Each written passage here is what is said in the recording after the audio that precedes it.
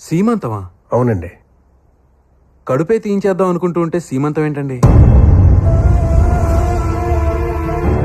కడుపు తీయించడం ఏంటండి? అంటే మళ్ళీ ఆడపిల్లనంట డాక్టర్ చెప్పింది, అందుకని తీయించేస్తున్నాం. ఆడపిల్ల అయితే తప్పేంటి బాబు? కనాలి, పెంచాలి, కాపలా కాయాలి, పెళ్లి చేసి బయటికి పంపించాలి. అదే మగపిల్లడు అనుకోండి, తడిగొట్టేసి కూర్చోవచ్చండి. వచ్చేదే గాని పోయేదే ఉంటదండి.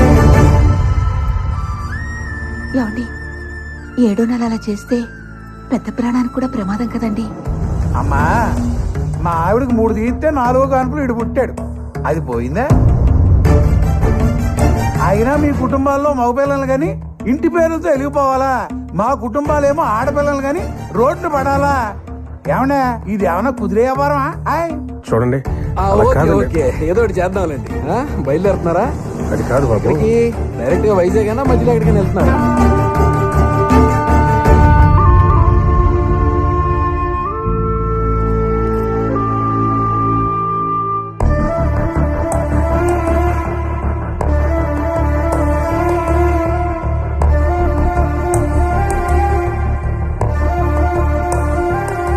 అలాంటి ఇంట్లో అమ్మాయిని ఒంటరిగా ఎలా వదిలేసొచ్చారు?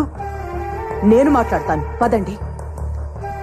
అంటే వాళ్ళ పద్ధతులు మర్చిపోయి మాట్లాడుతున్నారు. ఇదిగో రాజు, నువ్వు సామాన్లు తీసుకురామా. అర్రే, నెమ్మదిగా నడవాలి, గ్రెనేట్ కదా, కాలు జారుతుంది. ఆహా, నమస్కారం బామ్మగారు. ఆరోగ్యం అది బాగుందా అండి?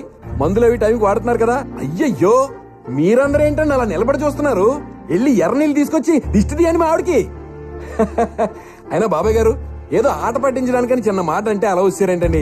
అసలు మా నాన్న అయితే అండి, ఇక్కడ మహాలక్ష్మి లాంటి ఆడబిడ్డ పుట్టిందన్న కబురు వచ్చేంత వరకు ముట్టనని మొండికేసి కూర్చున్నాడండి. బంగారు తల్లి, అది నువ్వు వెళ్ళి ఆడుకోమ్మా. మహాలక్ష్మి, నా గది పైనే కదండి, స్నానం చేసి వస్తానండి. సబ్బు షాంపూ పైన ఉన్నాయి కదండి, తువ్వాలు నా దగ్గర ఉందండి. మీరేంటి అల్లుడు గారు అలా చెప్పారు? అంటే అంటే నాకు సరే, ఏ దేవుడో వాళ్ళ మనసు మార్చాడో అదే కదా మనకు కావాలి. నేను వెళ్లి దేవుడికి దీపం పెట్టొస్తాను. అసలు ఏం జరిగింది?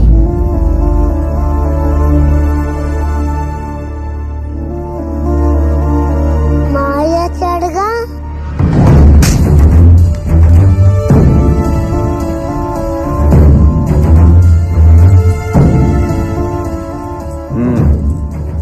ఏది ఒకసారి మామయ్య అన్నమ్మా. మాయా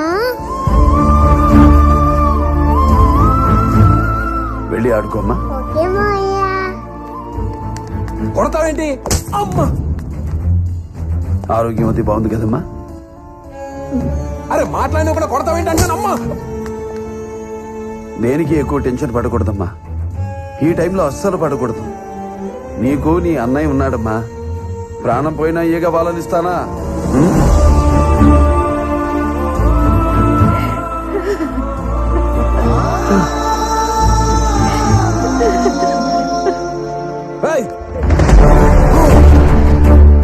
రాఘవయ్య గారు, బాబు ఆడబిడ్డ పుడుతుందని తీసేస్తానన్నాడంట. సరే తీసేద్దాం. నెక్స్ట్ పుట్టబోయే బిడ్డ మగబిడ్డ పుడతాడని రాసివ్వమనండి. అది నా చేతిలో ఎలా ఉంటుంది? మరెవరి చేతిలో ఉంది? ఆ దేవుడి చేతిలో. మరి ఆయన రాసిన రాత నువ్వు డిసైడ్ చేయడం ఏంటిరా? నువ్వు డిసైడ్ చేయడం ఏంటిరా? నువ్వు డిసైడ్ చేయడం ఏంటి? మా అమ్మ చంపేస్తాడేమో. నువ్వు డిసైడ్ చేయడం ఏంటిరా? ఎక్కడ స్వామి అప్పలేదు. రండి రండి, బాబు చంపేస్తాడు. మీరు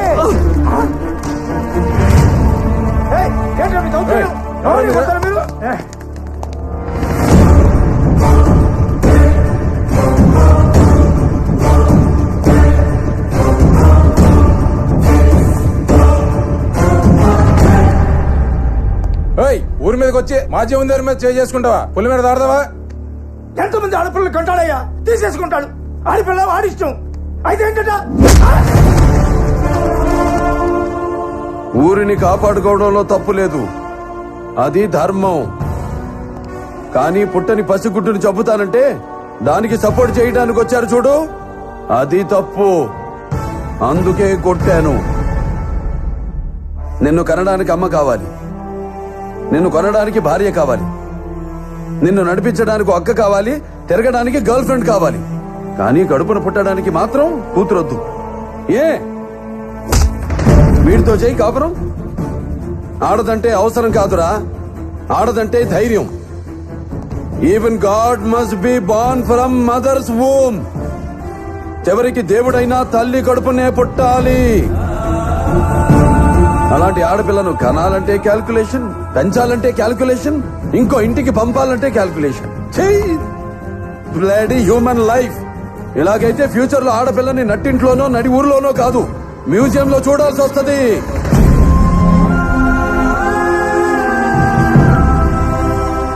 వినా స్త్రియా జననం నాస్తి, వినా స్త్రియా గమనం నాస్తి, వినా స్త్రియా జీవం నాస్తి, వినా స్త్రియా సృష్టిరేవ నాస్తి. స్త్రీ లేకపోతే జననం లేదు, స్త్రీ లేకపోతే గమనం లేదు, స్త్రీ లేకపోతే సృష్టిలో జీవం లేదు, స్త్రీ లేకపోతే సృష్టే లేదు. అయిన వాళ్ళకి కష్టం వస్తే అరగంట ఆలస్యంగా వస్తానేమో, అదే ఏ ఆడపిల్లకి కష్టం వచ్చిన ఆరక్షణం కూడా ఆగను. I will show them the